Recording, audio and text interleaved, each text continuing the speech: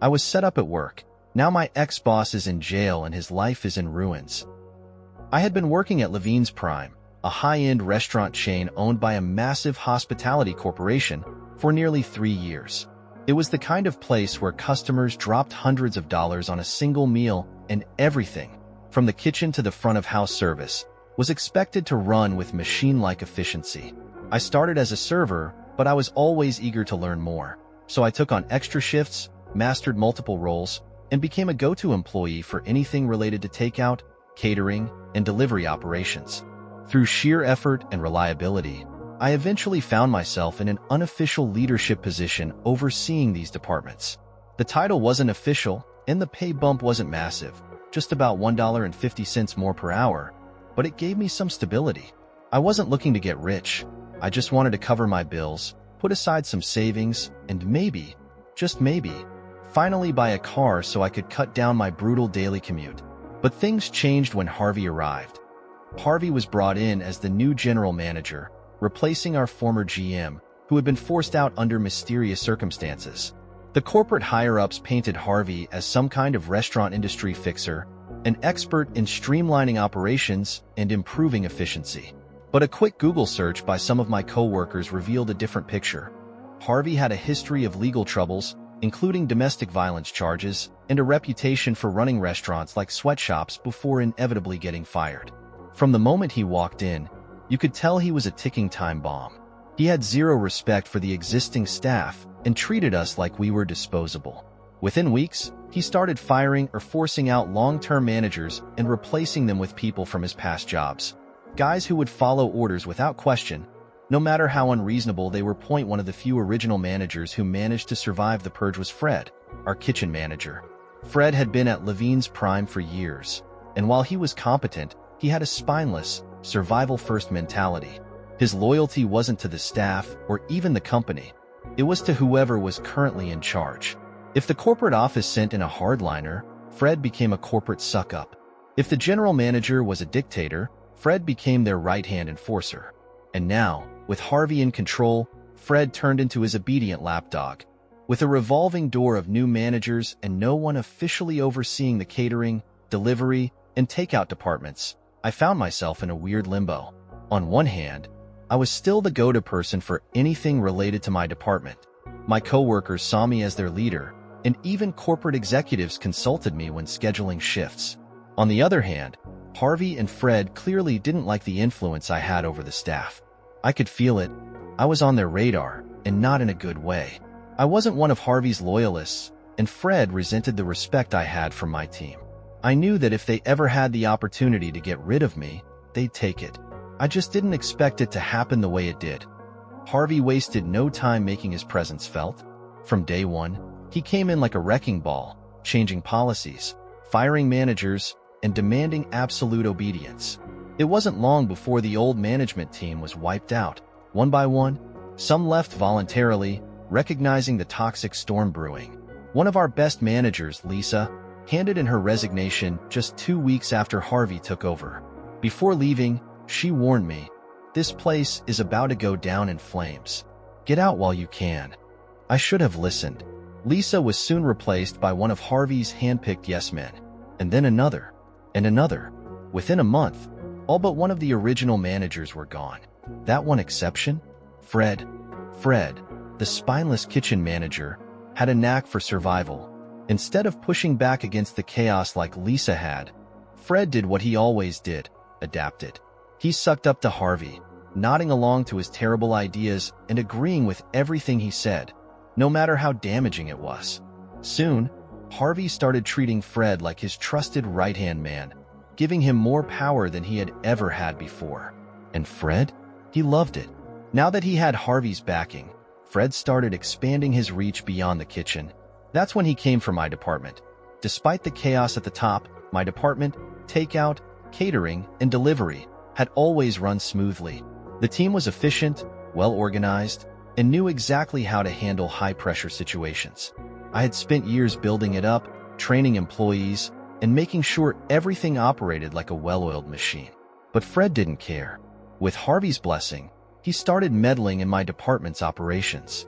First, it was small changes, adjusting schedules without asking, canceling shifts, and cutting hours for no reason. Then it escalated. Fred started making executive decisions, forcing my team to take on kitchen duties that weren't part of their job. I pushed back.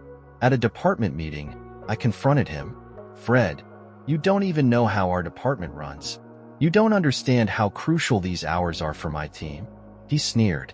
"Then maybe they should work harder for their tips." That's when I realized. He had no idea how we actually made money.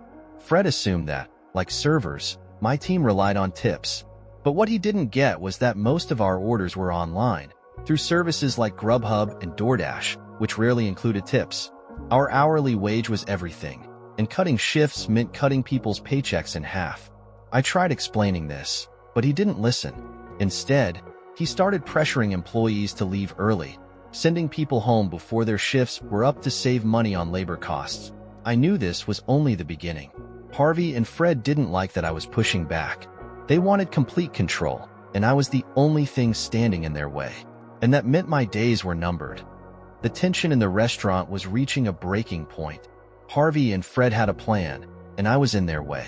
Since I wouldn't roll over and accept their ridiculous policies, they started pushing me out in small but deliberate ways. One of their first moves was slashing hours across the board. At first, they framed it as a cost-saving measure, saying things like, "We need to be more efficient. Corporate wants us to tighten labor expenses." But we all knew the truth. They were squeezing out experienced employees to bring in their own people. For my department, this was a disaster. Takeout, catering, and delivery don't run on tips like the main dining area does. My team depended on steady hours to survive. If you cut their shifts, you were cutting their paychecks, and Harvey and Fred knew that. They didn't care. Suddenly, long-time employees were seeing their schedules shrink from 40 hours a week to barely 20. People were desperate, picking up side gigs, some even quitting outright because they couldn't afford to stay at first. I tried to work around it. I adjusted schedules, spread the hours more evenly, and tried to make things work for my team. But it wasn't enough. So, at the next staff meeting, I confronted them head-on. With the entire team in the room, I spoke up. "We all know what's happening here. You're cutting hours, not because we're overstaffed, but because you want to push us out. If you keep doing this, people won't be able to afford to stay. You're hurting the entire restaurant." The room was silent. Everyone was watching Harvey and Fred to see how they'd react. Fred just smirked. Harvey, however, looked angry. He leaned back in his chair and laughed, then said, "If they don't like it, they can leave. Plenty of people need jobs." That was all I needed to hear. This wasn't about efficiency or corporate cost-cutting. This was a deliberate purge of employees they didn't want. And I had just painted a target on my back. After that meeting, things got worse. Fred started sending employees home early, even if we were slammed with orders. Harvey stopped approving overtime, forcing people to finish shifts understaffed. Then, they came after me personally. One night, after a huge catering event, I was the last one left to clean up. It was physically impossible to finish everything alone within my shift, so I stayed late to make sure it was done right. The next day, Fred called me into his office and handed me a written reprimand. "Overtime isn't allowed without managerial approval," he said. "You should have gone home."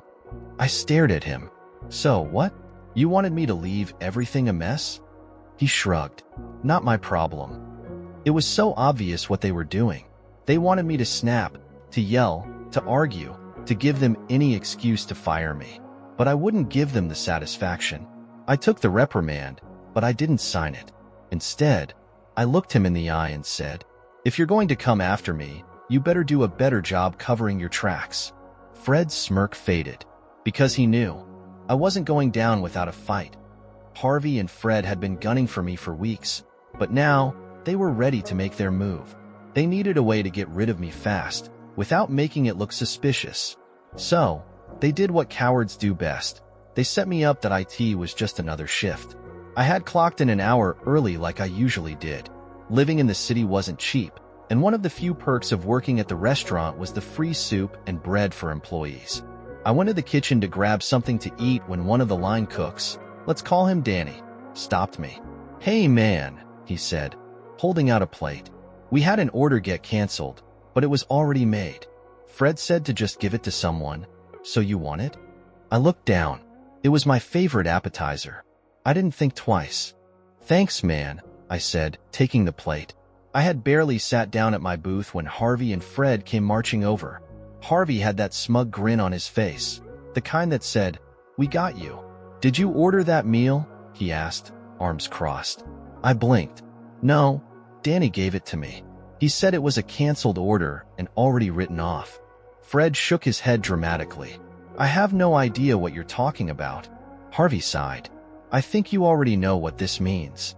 I frowned. "What?" Then he leaned forward, grinning. "That's theft." My stomach dropped.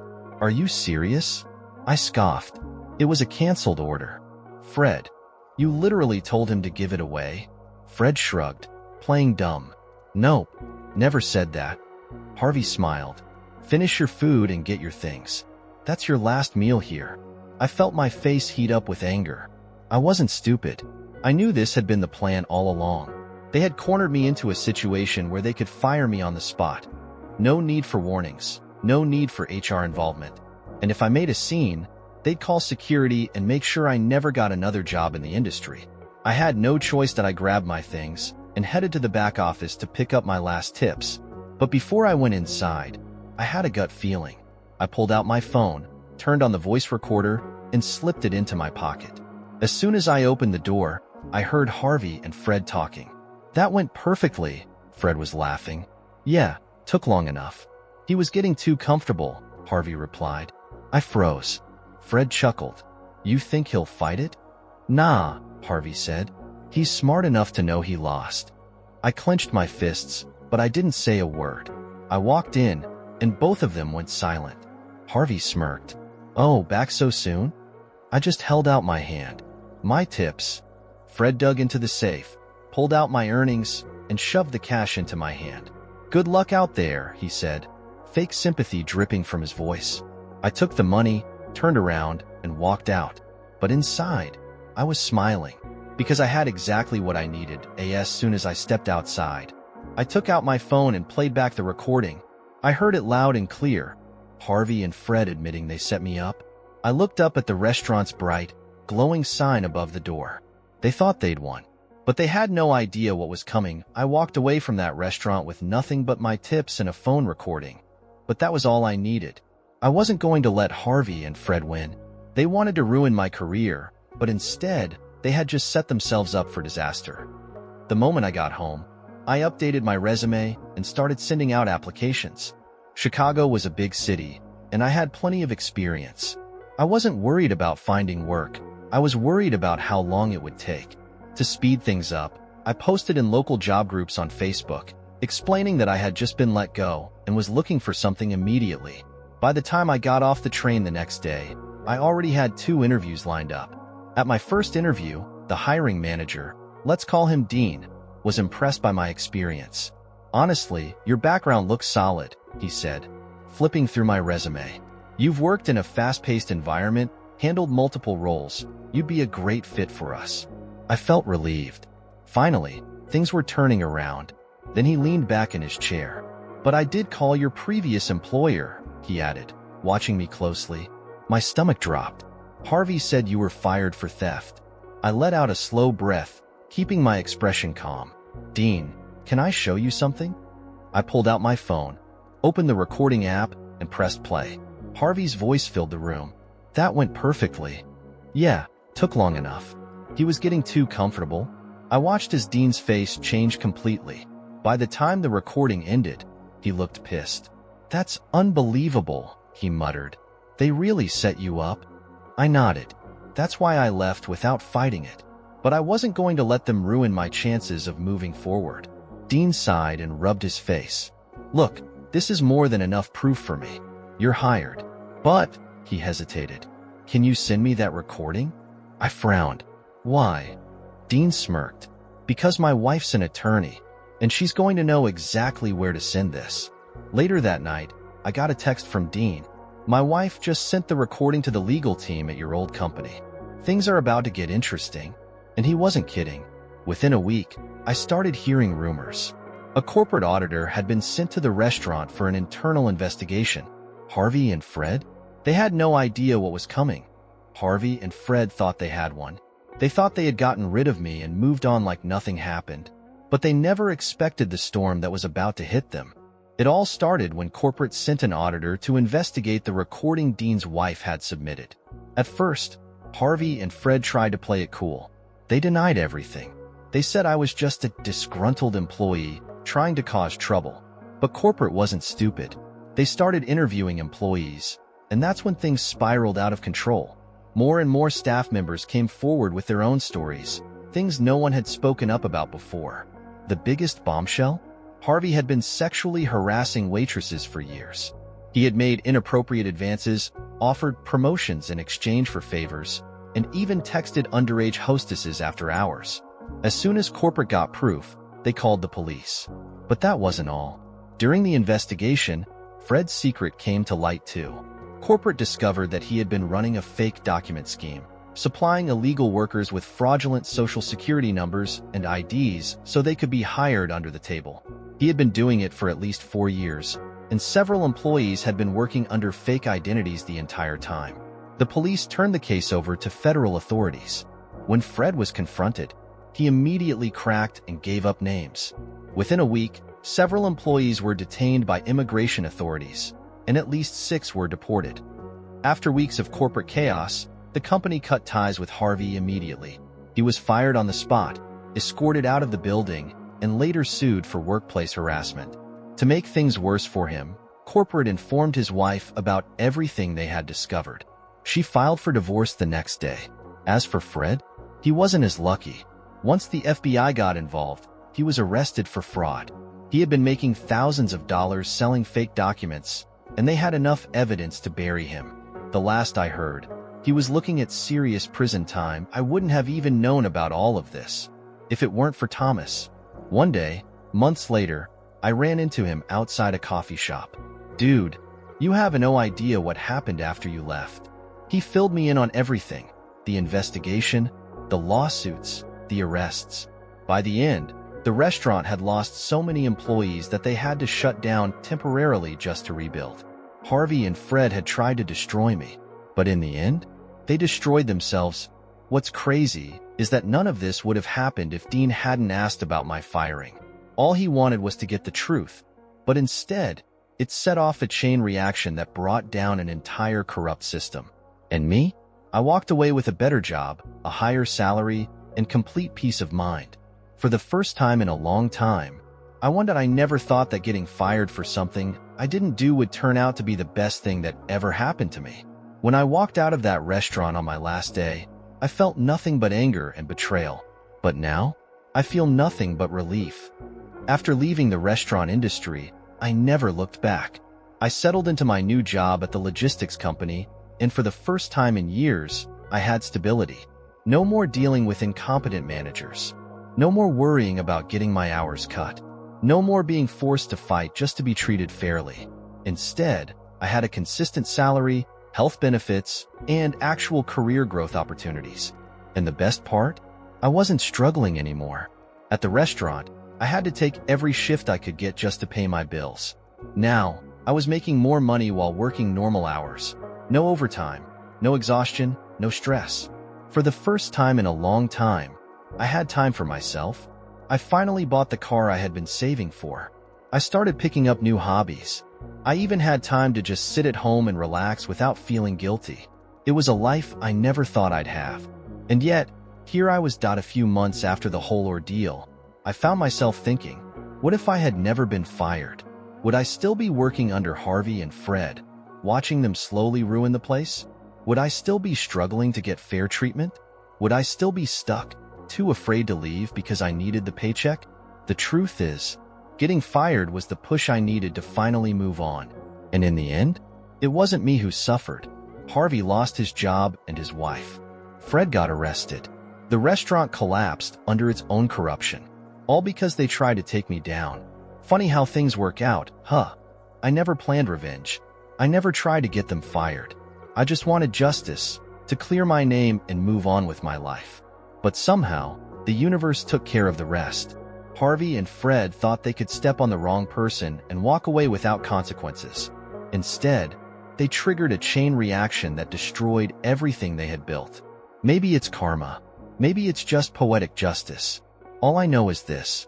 Sometimes, you don't have to get revenge. Sometimes, people destroy themselves.